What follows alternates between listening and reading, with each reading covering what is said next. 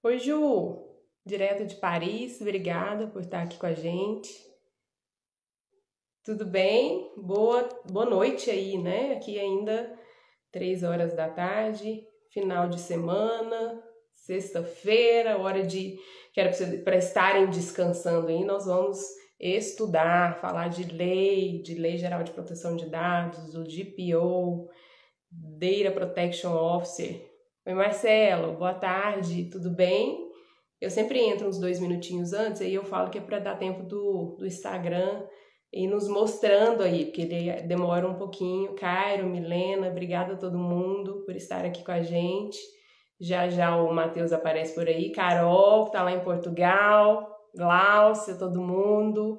Boa noite para vocês que estão aí na Europa e que já já iniciam aí o final de semana. Vamos estudar um pouquinho. Anotem suas perguntas. Aliás, falando em perguntas, vocês conseguem ver o box aqui com um ponto de interrogação? Porque da última vez teve reclamação nesse sentido, porque aparece aqui para mim. Alguém consegue fazer o teste aí? Ver se aparece, tentar mandar alguma pergunta? Oi, Tati, boa tarde. Adelmo, boa tarde. João Vitor, boa tarde. Nelson Júnior. Alguém consegue fazer? Não aparece? Deixa eu tentar ver se... Vamos fazer um teste aqui? Engraçado, pra mim aparece. Enfim. Vou tentar ver se eu consigo fazer ele aparecer aqui. Porque às vezes os comentários vão subindo e aí a gente perde. Mas eu vou tentar. Adelmo, tudo bem? Tá no Rio aí? Como estão as coisas? Ainda em... tudo fechado? Os shoppings já abriram? As coisas estão abrindo? Ou já saiu do Rio, tá em São Paulo? Como que você tá? Érica, Camila, gente, obrigada por estarem aí com a gente. Só aguardando o Matheus entrar aqui pra gente começar essa conversa. Não aparece, né? Edu, boa tarde. O Edu tá aqui em Goiás. Não sei exatamente... Ah, tá tudo funcionando aí no Rio já? Legal. Aqui a gente tá voltando aos poucos ainda. Na verdade, o que eles têm falado é que nesse momento a gente tá no pico, então, mas esse pico aí, às vezes está no pico, às vezes é semana que vem, enfim, não dá para entender muito bem, mas aqui ainda estamos voltando. Há conversas de que teremos que fechar novamente. Ó, o Matheus já chegou aqui, deixa eu já convidar ele, vamos lá. Finalmente é sexta-feira, hein, Matheus? É hoje, me aceita aí, pelo amor de Deus. Oi, Matheus, tudo Oi, bem? Ellen. Tá Tudo? conseguindo ouvir bem? Eu tô sem um som aqui, mas é porque eu tô Tô. tranquilo. O Bertier tá aí. O Bertier vai estar aqui com a gente semana que vem, Pronto. falando sobre os meios extrajudiciais de solução de conflito e a LGPD. Deus me Matheus, livre. obrigado por ter aceito o convite. Aliás, antes de você se apresentar, se você me permite, eu gostaria de fazer um esclarecimento prévio, digamos assim. Semana Claro. passada eu tive a live, eu e a Flori, foi muito legal, foi muito divertido.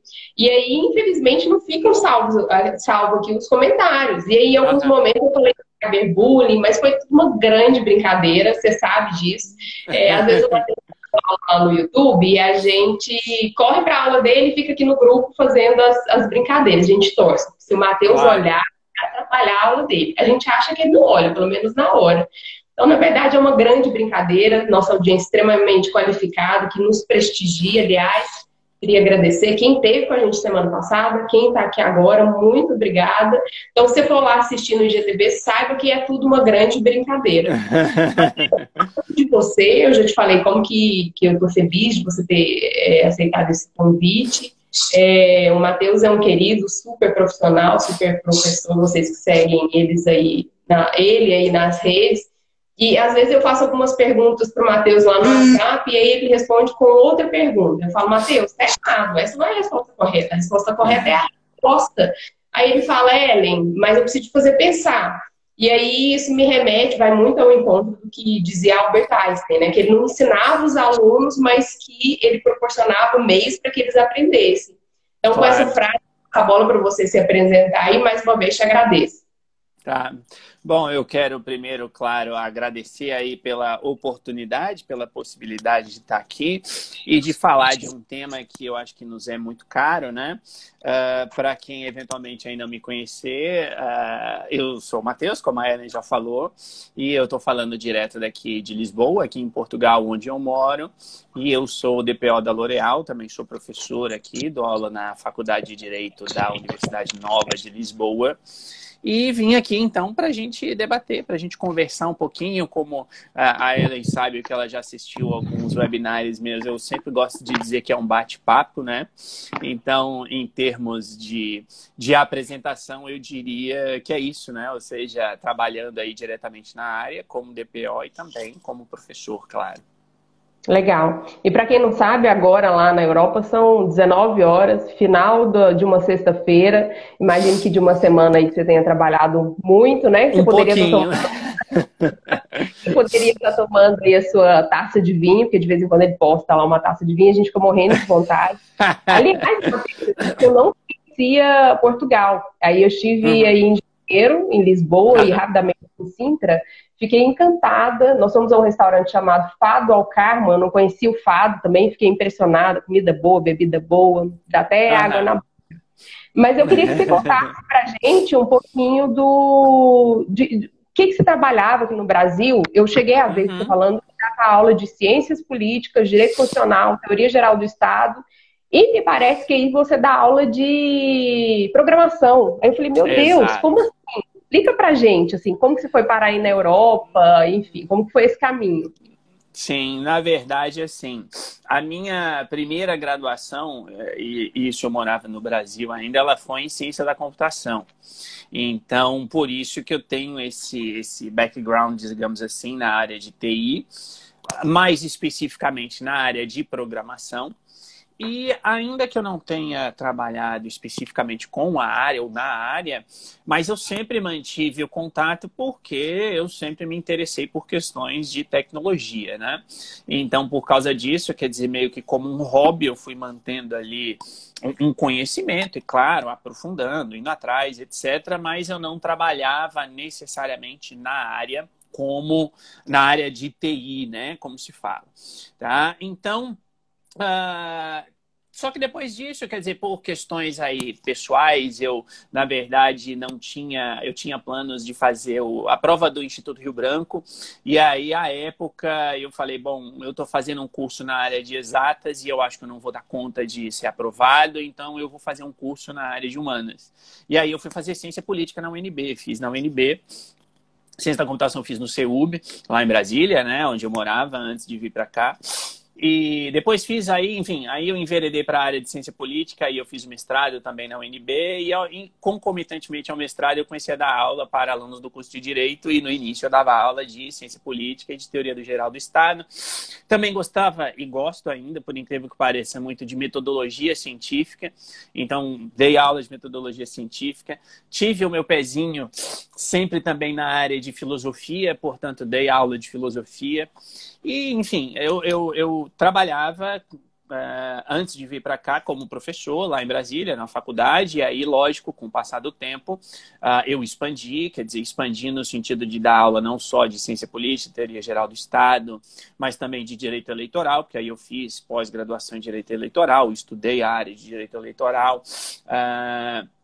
comecei e praticamente terminei um doutorado em História na UNB, só que, na verdade, assim, faltou defender a tese, por isso que eu não concluí, por uma questão interna e burocrática da UNB, não vem aqui ao caso estender, mas eu trabalhava também não só como professor, mas como coordenador de pesquisa científica e etc. dessa faculdade, gerenciava todos os trabalhos de conclusão de curso dos alunos de Direito.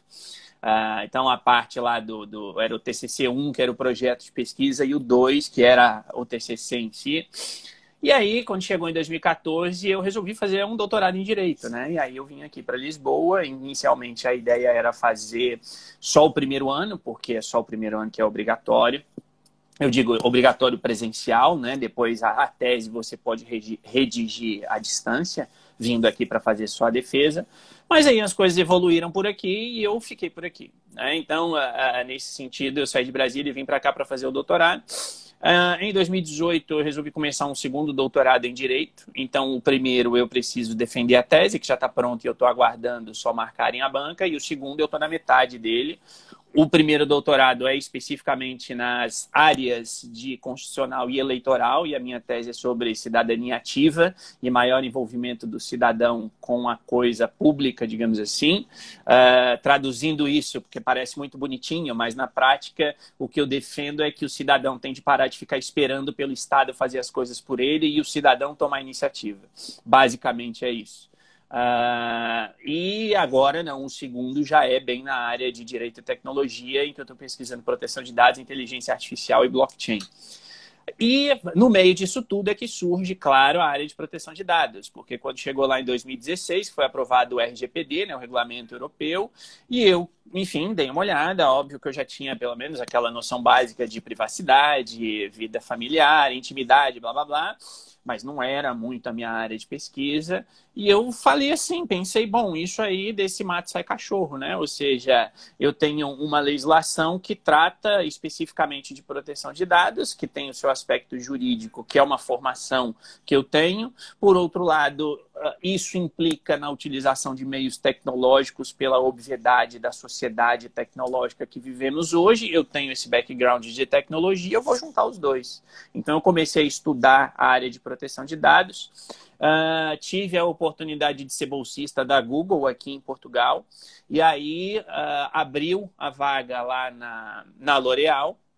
Enviei currículo, assim, tem uma amiga minha, inclusive, que também enviou, né? Então, nós enviamos e outras pessoas também enviaram, e eu acabei sendo selecionada aí pela avaliação curricular, e, enfim, comecei a trabalhar como DPO da L'Oréal, e, em resumo, é isso. Basicamente, é isso. Matheus, hoje eu já comentei com as pessoas que me mandaram mensagem depois que eu ia ler os comentários e que se eu desse algumas risadas, você entenderia que as risadas, você já conhece o time, né? Claro, claro, pelo menos uma boa parte, sim. Então, a turma aí é muito legal, só para registrar que a Vivi entrou nos prestigiando. E se eu não estava nervosa antes da live, agora eu tô, porque depois desse currículo aí, meu Deus do céu, que responsabilidade é essa? Esses dias eu estava olhando na sua bio lá que você se intitulava como nerd. Então eu pensei, meu Deus, que funça! Entrevistar um nerd, mas vai dar tudo certo. Claro, nós vamos chegar, claro que sim. Uma hora vai ser pouco. Matheus, então nós vamos falar do PO, do encarregado de dados, e eu gosto muito de contextualizar quem está aqui com a gente, e eu queria que você trouxesse de onde surgiu essa figura, né? Porque ela não pode ter aparecido lá do nada. Veio lá na Alemanha que surgiu a figura do DPO, não, foi antes disso. E aí, como que foi esse trajeto até ele ser inserido lá no GDPR ou no RGPD? Como os portugueses costumam dizer. Passou aí, era citado lá no grupo de trabalho do artigo 29, se sim, foi ratificado pelo o European Data Protection Board. E aí, se você quiser falar o que é o European Data Protection Board, claro. Sim, conta pra gente esse caminho, como que surgiu essa figura? Na verdade, assim, já tem desde a Diretiva 95/46, né? Ou 46 de 1995, ou seja, ali já havia a indicação da existência do encarregado, mas não existia na diretiva a obrigatoriedade do encarregado, como existe agora com o regulamento europeu.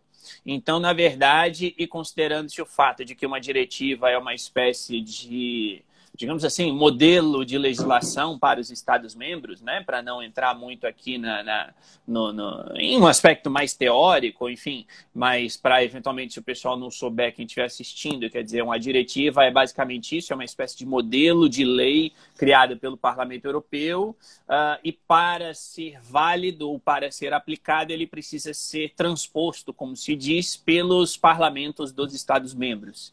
E aí, ou seja, a transposição basicamente como é o caso aqui, a Assembleia da República de Portugal, pegar esse modelo de diretiva e criar uma lei em Portugal, que é basicamente um copiar e colar da diretiva, mas tem uma determinada abertura.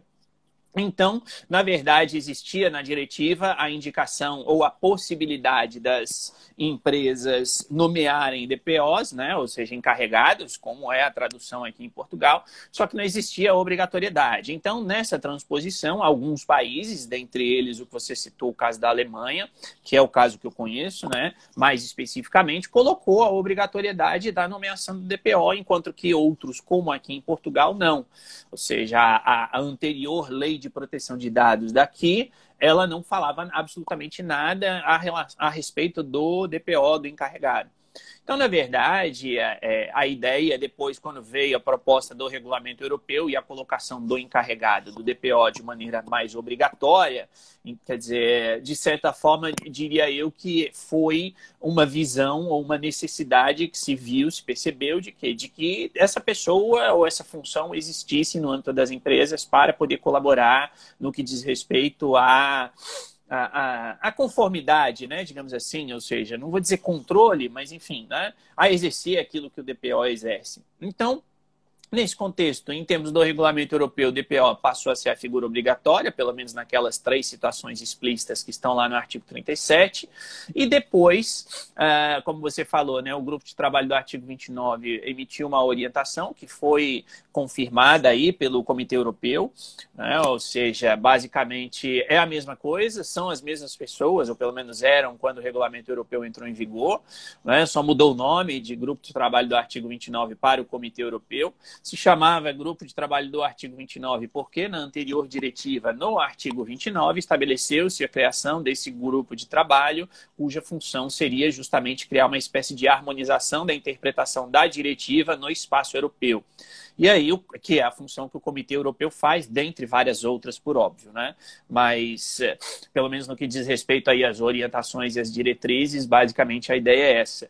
Então, na verdade, eu diria que essa teria sido aí uma espécie de evolução, como você colocou, né? Ou seja, a transformação do DPO numa obrigatoriedade, pelo menos naquelas 3 situações que são explícitas, numa recomendação para as empresas fazerem. E eu acho que isso entra num contexto talvez um pouco mais amplo, que é um contexto de aplicação do princípio da responsabilidade, que está lá no artigo 5º, número 2 do Regulamento Europeu, e na LGPD, se não me engano, está no artigo 6º, é o último lá dos princípios, né? A responsabilidade de prestação de contas, eu não lembro de cabeça todos os artigos da LGPD, claro, mas eu diria que se insere nisso, por quê? Porque as empresas, compete a elas comprovarem que estão cumprindo a legislação. Inclusive, isso é uma alteração muito grande em relação à anterior diretiva e um dos motivos pelos quais a diretiva foi revogada e implantou-se o regulamento europeu, e aí eu fecho.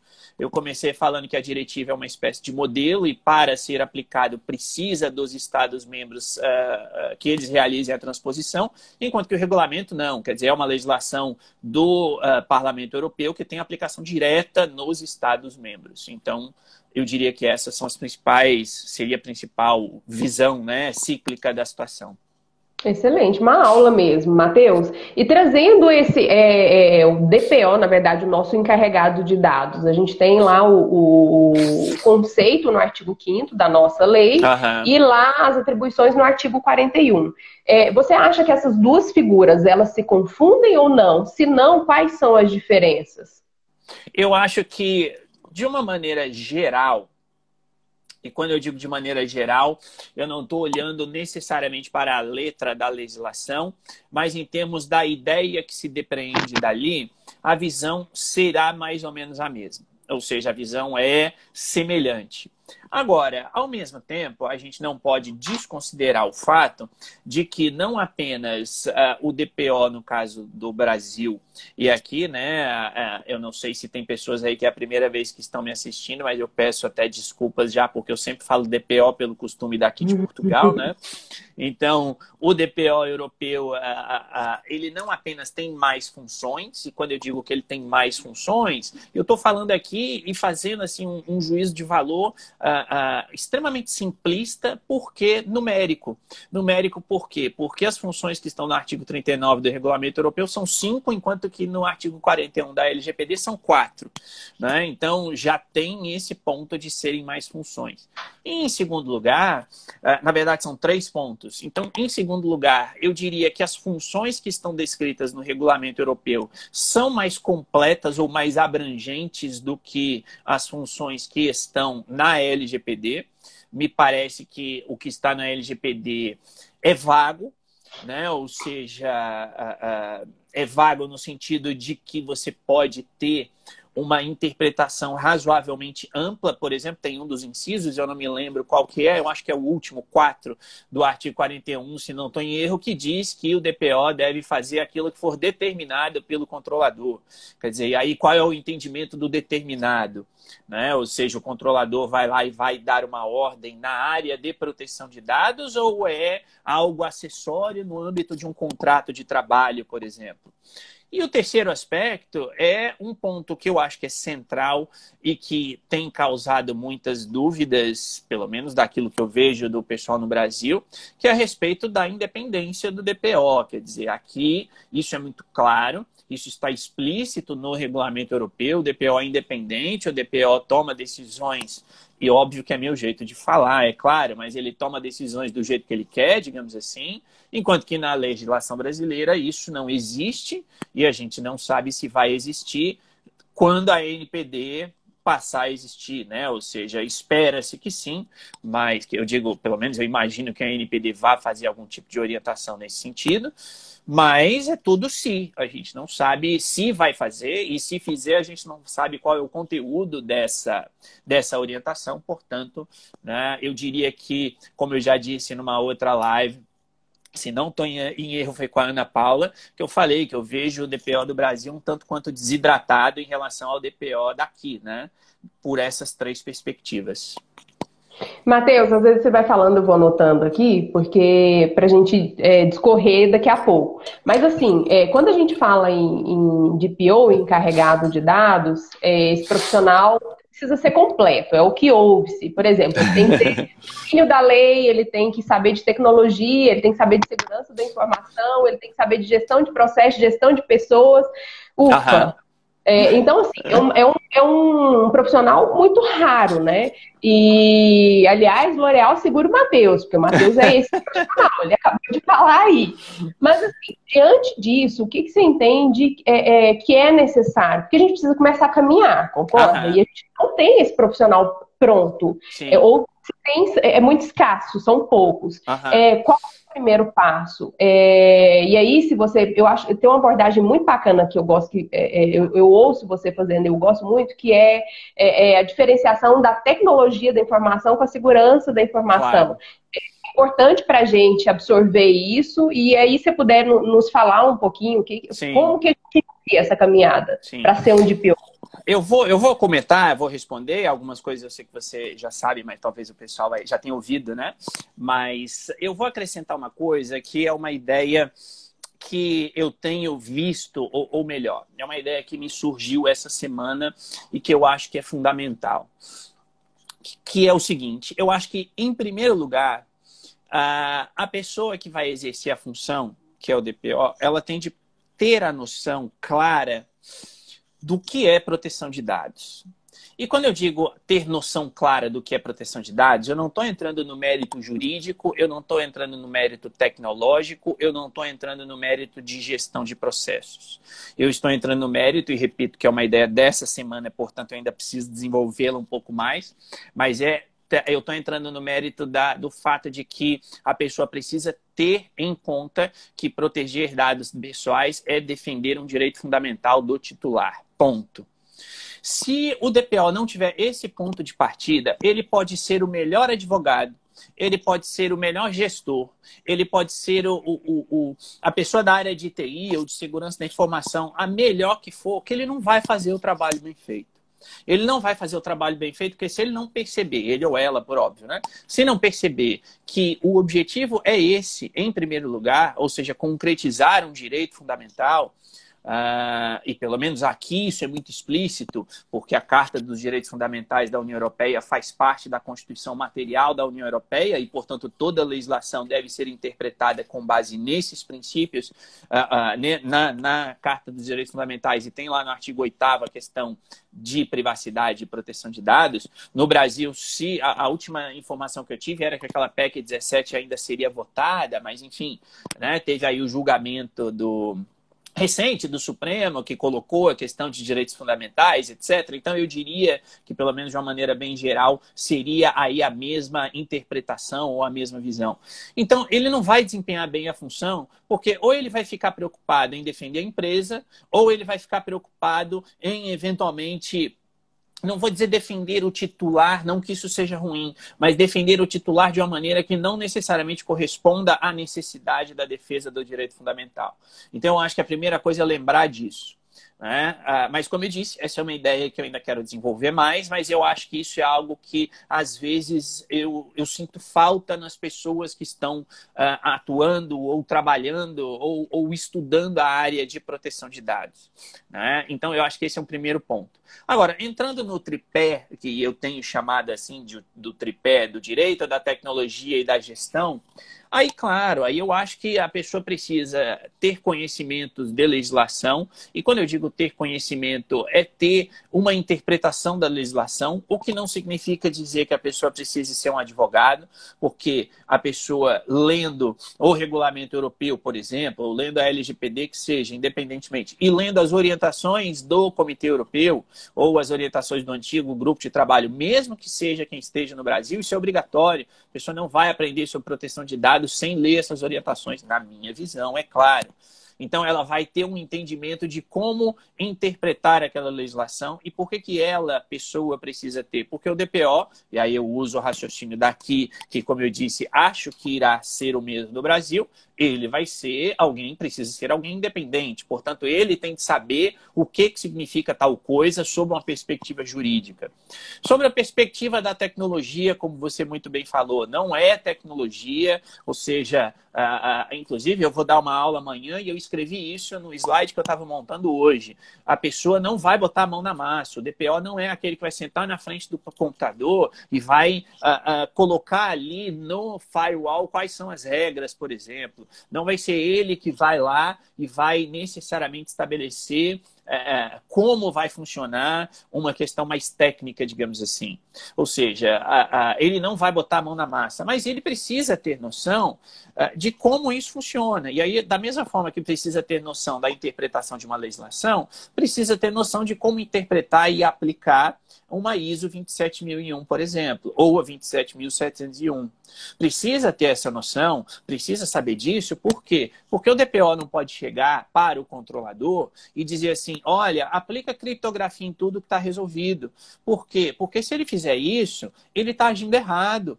Né? E ele vai estar errado por quê? Porque, de repente, ele está fazendo a empresa gastar mais do que a empresa deve.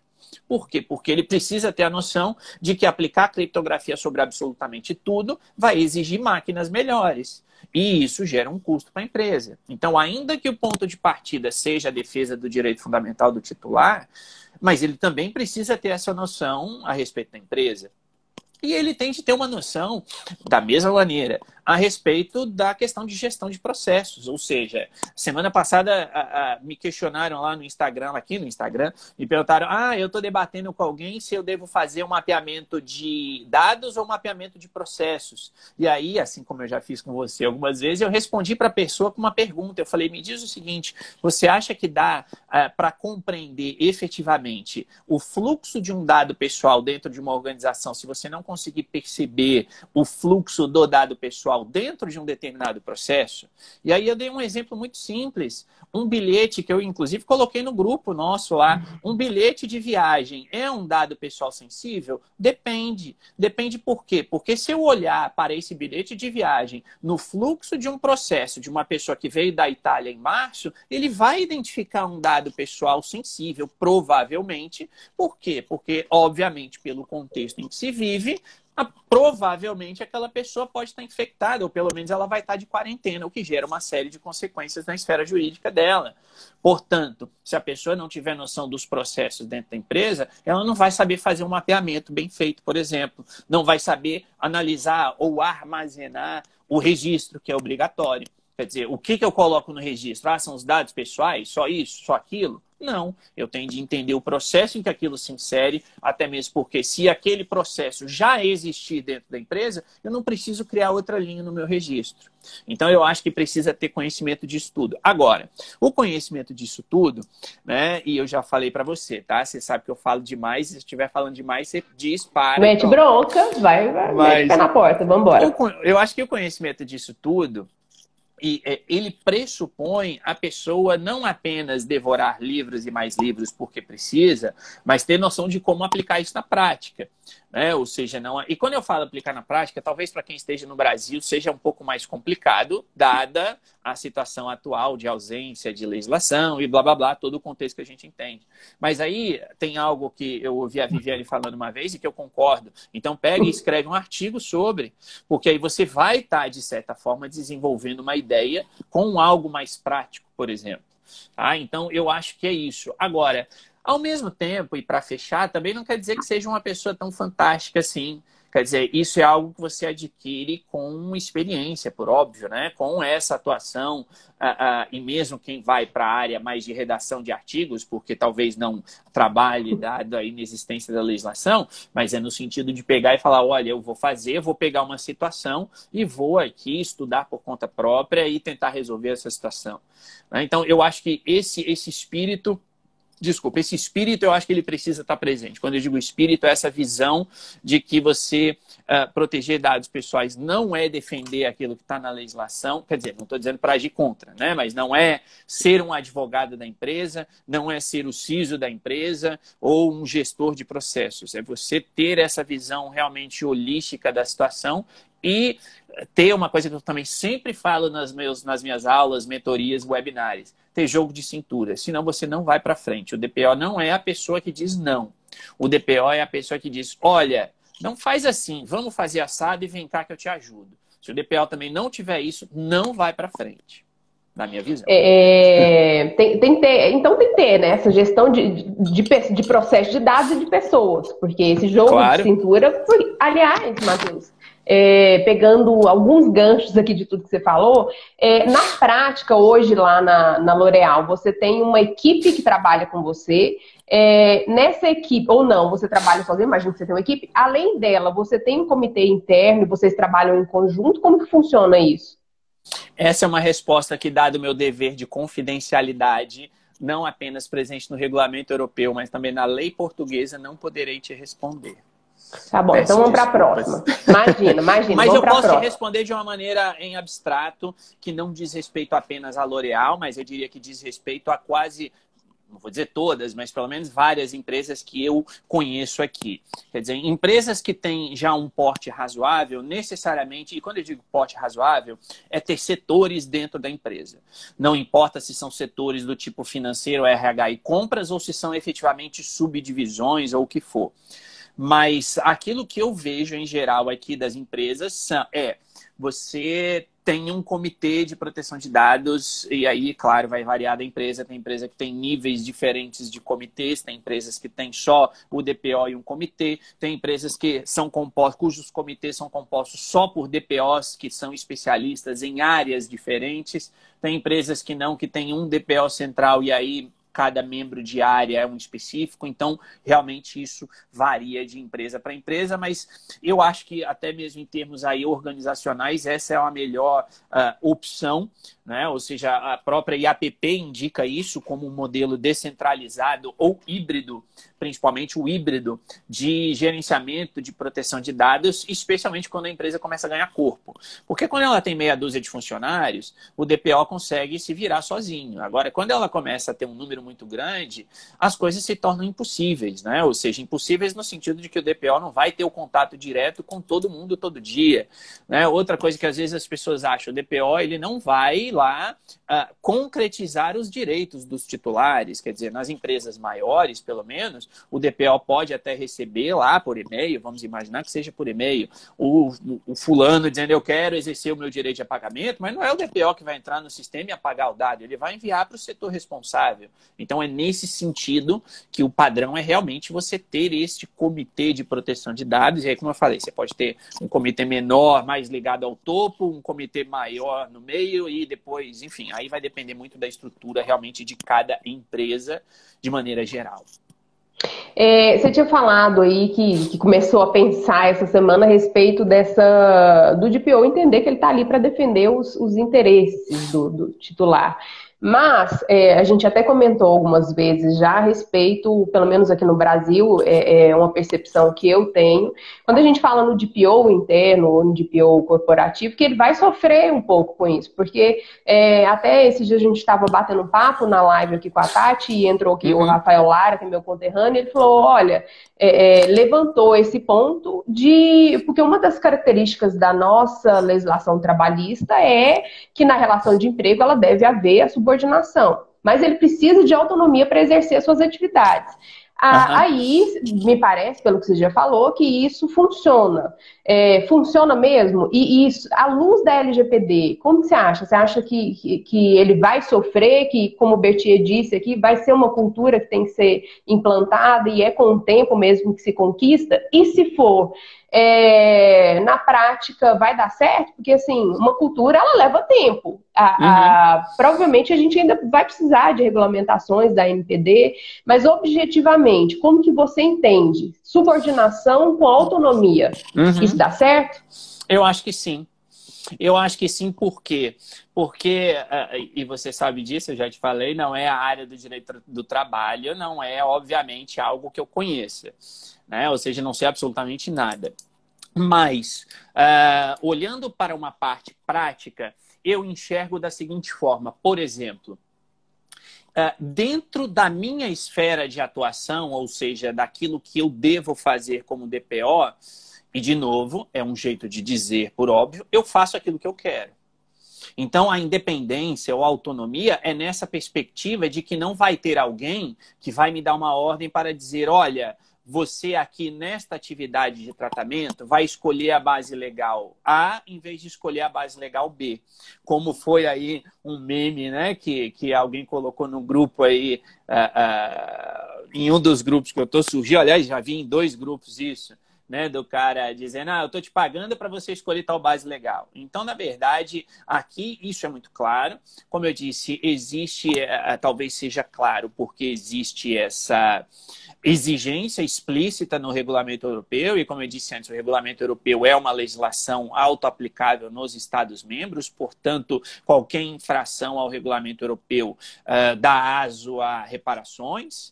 Então, eu acho que tem esse ponto, por óbvio, que fortalece a atuação do DPO, mas isso não quer dizer, e aí eu espero que, quer dizer, eu sei que todos vão compreender, ao mesmo tempo não quer dizer que o DPO pode fazer qualquer coisa, quer dizer, é óbvio que ele faz qualquer coisa dentro da sua área de atuação, ele toma decisões que ele achar melhor. Na verdade, eu não diria nem que ele toma decisões, eu diria que ele faz recomendações, porque no fim das contas a decisão não é ele que toma. Então, eu não vejo nenhum problema em termos de dizer, mas tem ali...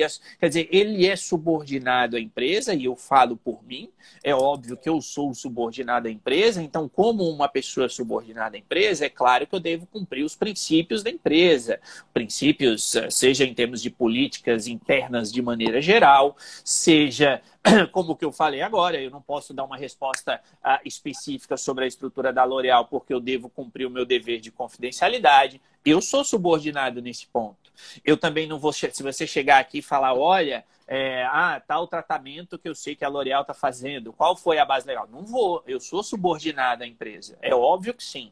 Mas no âmbito ou nos limites dessa subordinação, eu chego e eu faço a minha recomendação e ponto final. Quer dizer, é claro que quando eu falo assim, parece simples e obviamente que não é. Obviamente que não é. Eu não digo só por mim, mas eu digo por todos os meus colegas dos meus grupos de WhatsApp daqui, de DPOs e etc. Ou seja, pessoas que dizem, olha, a empresa pediu uma recomendação, eu fui lá e fiz a minha recomendação, no dia seguinte a empresa falou, olha, mas isso aqui não é bom pra gente, né? Aí você não pode rever. Aí ele vai lá e revê e diz, não, vou manter minha decisão. E chega a empresa uma terceira vez e diz, olha, nossa, mas a gente precisa tanto disso, não dá para ser assim. E o DPO tem que dizer não. Então, como o Berthier falou, é uma questão de cultura e eu acho que quem tem quem pode exercer o poder para mudar essa cultura tem de fazê-lo.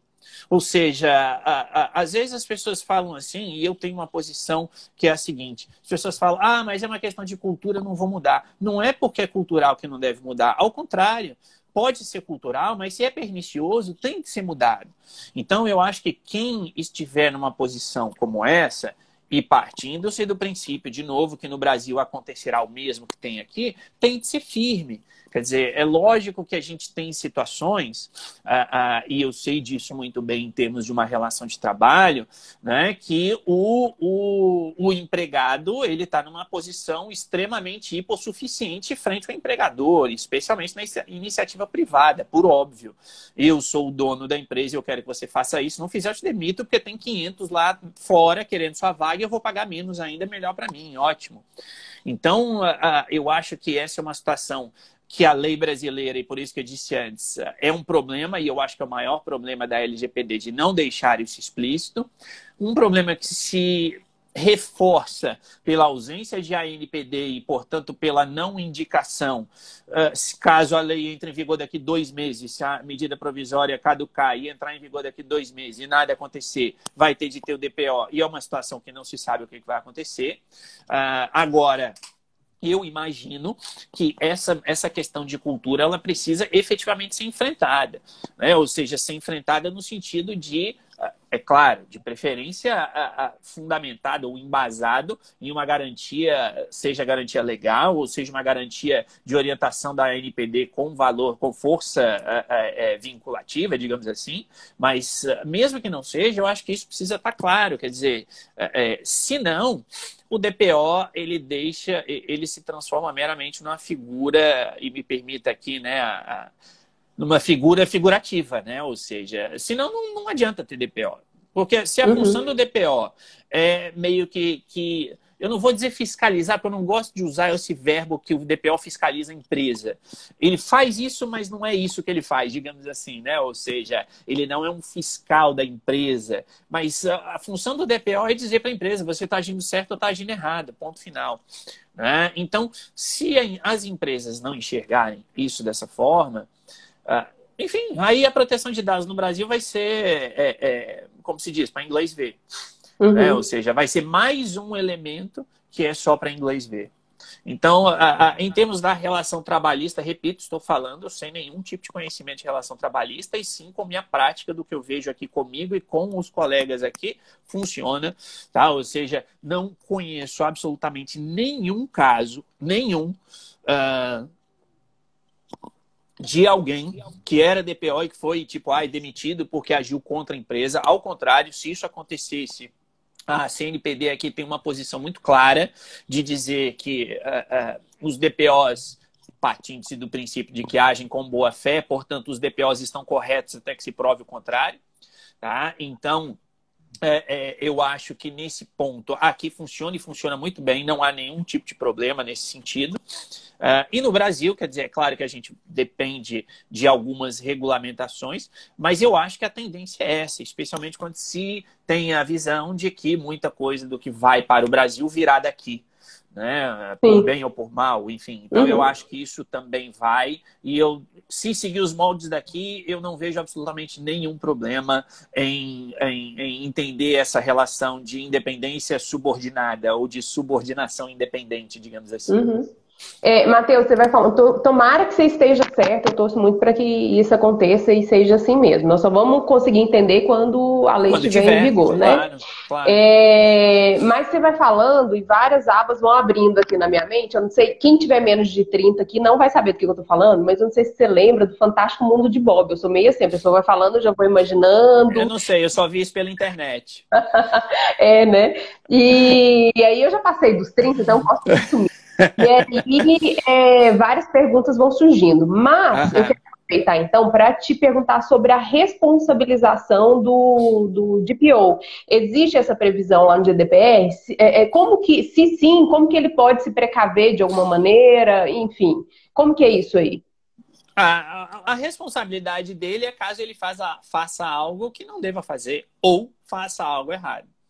Quer dizer, é óbvio, e aqui eu acho que nem precisaria entrar nesse mérito, é apenas uma questão exemplificativa, que se o DPO assedia alguém, comete um assédio ou furta a empresa, óbvio, isso aí está fora da ação dele e não tem nem o que questionar.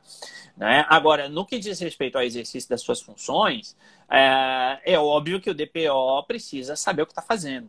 E por isso que eu adoro quando me fazem essa pergunta, porque às vezes a impressão que eu tenho é que as pessoas acham que ser DPO é a melhor maravilha do universo, porque você é o único funcionário da empresa que é independente, não pode ser demitido, pelo menos aqui, é explícito, a empresa quer A, o DPO diz B, a empresa não pode demitir o DPO porque ele disse que é B e não é A, então ele vai contra a empresa, no sentido, repito, não de ser contra, né, de bater de frente, mas no sentido de dizer, olha, a legislação está te dizendo para você fazer isso, por isso que eu estou sendo contra.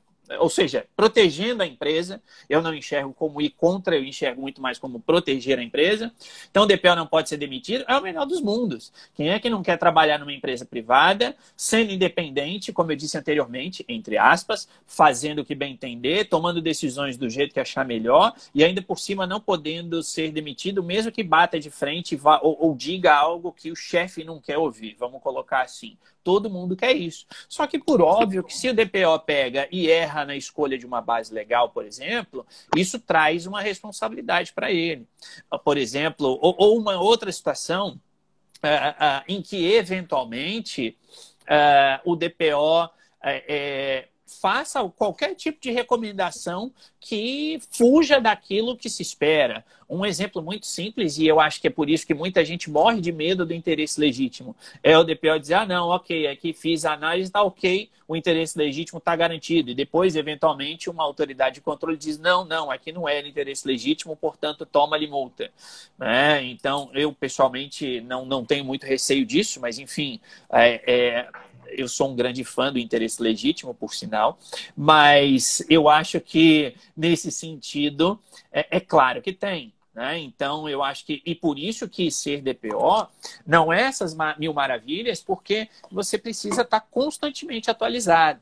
O pessoal brinca aí nos grupos que eu tô, porque como é que você sabe disso, como é que você sabe daquilo? Porque minha rotina é acordar de manhã, responder as mensagens dos principais grupos de Telegram e WhatsApp, e depois eu vou ver se tem novidades. Então eu assino a RSS, os feeds lá da ICO, da CNIL, da EPD, do Comitê Europeu, entro no site da CNPD, e se tem alguma coisa nova, eu tenho de estar por dentro para poder embasar a minha decisão naquilo que eu faço. Porque eu entro no site da IAPP, que eu sou associado da IAPP, vou lá ver, já tem alguma coisa diferente, alguma ideia nova. Porque se eu não fizer isso, eu posso eventualmente me deparar com uma situação aqui hoje que vai me trazer problemas depois. Né? Então, eu acho que tem esse lado. Como que ele vai se precaver? Ele vai se precaver registrando absolutamente tudo o que ele faz. Saiu para beber água, vai lá e registra. Claro que não, isso é um exagero da minha parte. Mas, por exemplo, uma coisa que eu faço, e isso não é um segredo, e porque outras pessoas também fazem isso é meio óbvio, toda e qualquer reunião, acabou a reunião, especialmente agora que eu estou trabalhando de casa, o que eu faço? Eu redijo um e-mail para todos os participantes da reunião, dizendo, conforme conversamos na reunião, combinamos isso, isso e isso, pronto. Eu estou registrando aquilo que foi falado, eu estou registrando aquilo que foi dito. Né? Ou seja, o DPO precisa ser aí, ter a sagacidade de a registrar absolutamente tudo que ele faz. Fez uma recomendação? Deixa guardado no lugar. Falou com alguém? manda um e-mail depois. Ou seja, é um trabalho que é um trabalho, eu diria, até certo ponto um pouco burocrático, mas que precisa ser feito, porque se chegar no outro dia e a autoridade bater a porta, é óbvio que a primeira pessoa a ser chamada vai ser o DPO, não apenas pela função que ele exerce, mas porque ele é um ponto de contato com a autoridade de controle. E aí ele vai lá e vai dizer, tá aqui o registro dessa atividade X que você veio fiscalizar, só que desculpa, né? Olha, tá aqui a execução de contrato, mas era, sei lá, era interesse vital, coisa que não existe quase nunca, mas vamos supor que seja aqui. E aí? E aí ele vai dizer, eu errei, né? Desculpa aí. Não vai, aí dançou. Então não é à toa que aqui em Portugal, eu já comentei isso em outros webinários, existe seguros para DPOs e a pólice cobra o valor de 200 mil euros. Né? Ou seja, 200 mil euros que dá aí 1 milhão e 200 mil reais, mais ou menos. Essa é a mais baixa.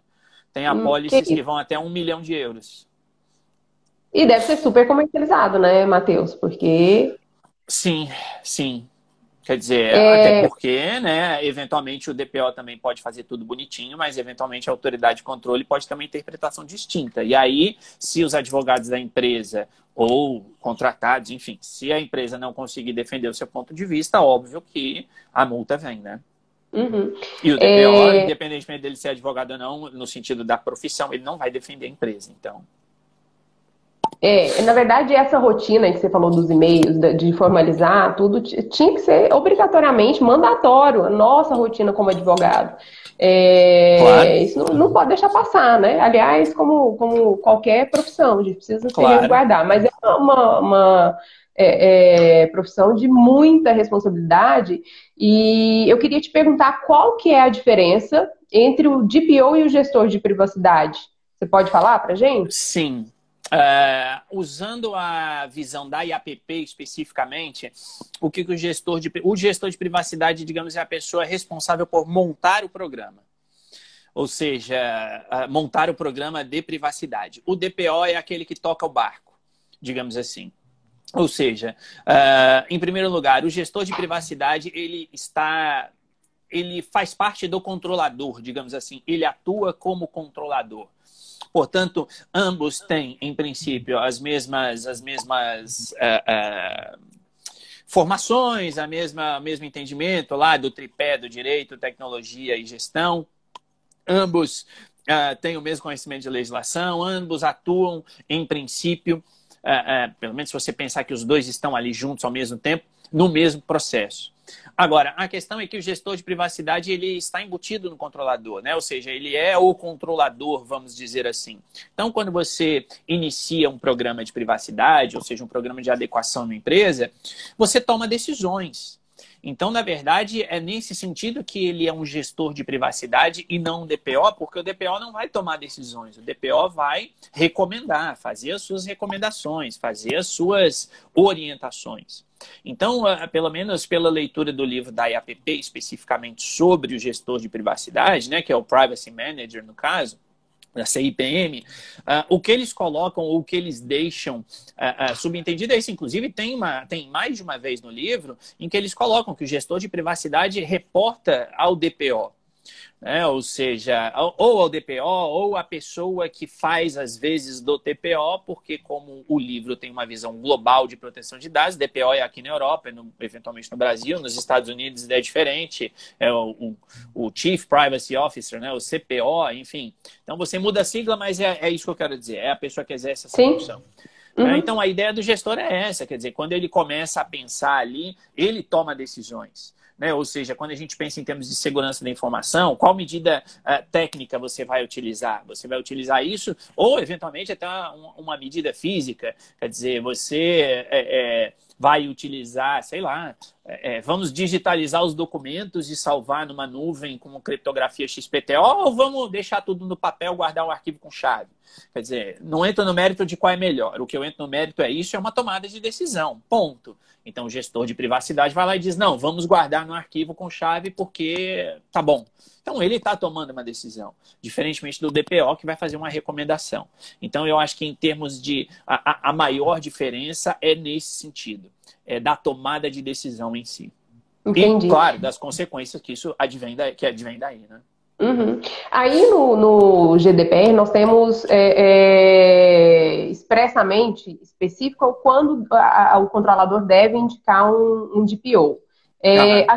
Aqui na LGPD, até que tenhamos regulamentação em sentido contrário, todo mundo precisa indicar um DPO, todo mundo. De acordo com a sua vivência na Europa, você acha que funciona do jeito que está aqui a nossa lei? Funciona? Porque assim, nós estamos falando de algo caro, nós já falamos aqui de todas as atribuições, e caro, quando eu até vou abrir espaço para você também dar sua opinião sobre isso, eu não estou falando de super salários, não, mas é um Claro. profissional que requer uma remuneração considerável, ok, que talvez abaixo das expectativas aí, do que se espera, mas isso torna o processo mais doloroso para o controlador, eu acho, tá? Isso é só um Uhum. achismo, impor a todos eles aqui no Brasil que contratem esse DPO. Claro que a gente tem Uhum. a opção de DPO as a service, por exemplo. Mas, na Sim. sua opinião, que você acha dessa imposição para todos? Não faz sentido. Simples. Não vejo sentido. Ou Adoro. seja, não, mas eu não vejo sentido porque quando você começa a olhar, por exemplo, para um MEI, será que o MEI vai precisar de um DPO? Quer dizer, me parece, me corrija aí da área de direito do trabalho, que o MEI pode ter um funcionário, né? Ou seja, eu acho que, quer dizer, eu uso o MEI como exemplo, por quê? Porque vai ter ali o dono da empresa, o MEI, e esse funcionário que será o DPO, vamos pensar assim.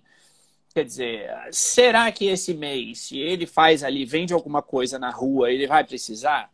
Né? Ou seja, um MEI mais simples? Talvez não. Agora, se for um MEI que eventualmente trate um volume razoável de dados financeiros, por exemplo, tá? Não que ele necessariamente ultrapasse lá o limite, que acho que é 80 mil por ano, uma coisa assim, enfim, né? Mas se ele tiver um volume maior, talvez se justifique. Então, eu acho que essa questão de dizer, porque tem CNPJ, precisa ter o DPO, eu acho que é uma coisa meio fora da casinha, né? Ou seja, me desculpe usar a expressão aí, mas eu acho que é algo totalmente sem sentido.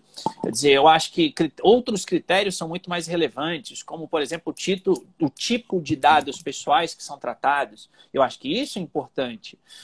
Ou, óbvio, o volume de dados pessoais tratados, isso também, ou o volume de titulares. Então, eu acho que esses são outros critérios que deveriam ser levados em consideração. Né? Critérios que, óbvio, são subjetivos, as próprias orientações do Comitê Europeu, e aqui eu chamo de Comitê Europeu de maneira geral, pela transposição que já foi feita. Né? Então, o próprio Comitê Europeu coloca isso, e coloca quando se fala lá no tratamento em grande escala. O que é grande escala? Depende do contexto, né? Ou seja, se eu tenho os dados de 10 pessoas que movimentam aí, sei lá, 10 bilhões de reais, talvez isso seja grande escala. São 10 pessoas, mas o volume é muito alto, né? Ou vice-versa, eu tenho os dados aí de 100 milhões de brasileiros, um dado, só o nome. Óbvio que isso é grande escala. Então, eu acho que esses critérios, como grande escala, ou volume de dados, ou até as categorias de dados que são tratados, são muito mais relevantes do que simplesmente dizer, porque uma empresa tem que se tratar. Isso não tem sentido que, por exemplo, uma pessoa física, dependendo da situação, ela talvez tenha de contratar um DPO. E aí, como é que vai ficar? Porque se ela tratar Exatamente. dados pessoais em grandes volumes, ela vai precisar ter um DPO. Então, eu acho que Uhum. isso faz mais sentido, tá? Ou seja, do que você dizer, não, você é porque tem dinheiro. Não, eu não vejo, eu acho que isso eu não vou dizer o que eu penso assim tão explicitamente, né? Mas eu acho que isso é algo completamente descabido na legislação brasileira. Pronto, assim fica bonitinho.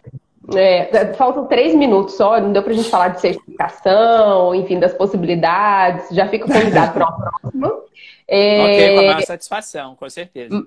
mas para a gente finalizar, eu queria, se der tempo, ouvir falar essa semana, e aí você me conta se existe essa conversa por aí, Aham. que empresas, ainda que fora do contexto europeu, que estejam certificados pela ISO 27701, tendem a ser consideradas como adequadas ao GDPR.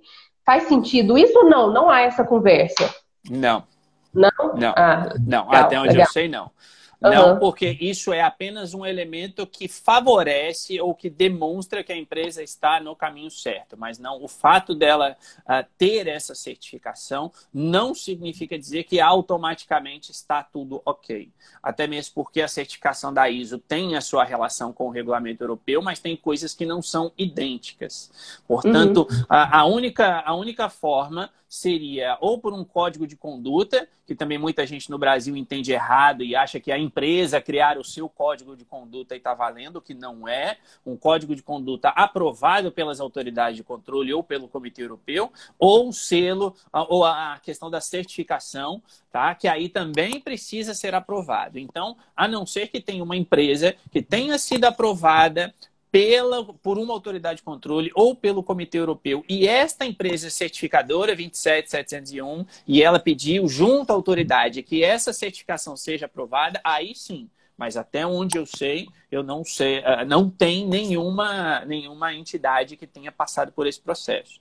Né? Pelo menos daquilo que eu vi, não é algo que eu veja todos os dias, mas do que eu vi, tá? Efetivamente não vejo dessa forma. E Ou seja, aí, até porque a assunto. ISO não é reconhecida por autoridade de controle. Quer dizer, a ISO é simplesmente uma instituição que emite as normas e pronto. E mesmo as certificadoras precisariam ter esta aprovação das autoridades de controle. E até, como eu disse, até onde eu sei, não vejo isso, não tem esse tipo de situação. 20 segundos, Matheus. Diga. Obrigada, alegria Nada. enorme. Um beijo. Fica convidado para a Beijos. próxima. Vai curtir Vamos aí lá. seu vinho, seu final de semana. Obrigada a todo mundo Claro. que esteve com a gente Até a e até próxima. mais. Beijo. Tchau, Tchau, tchau. tchau.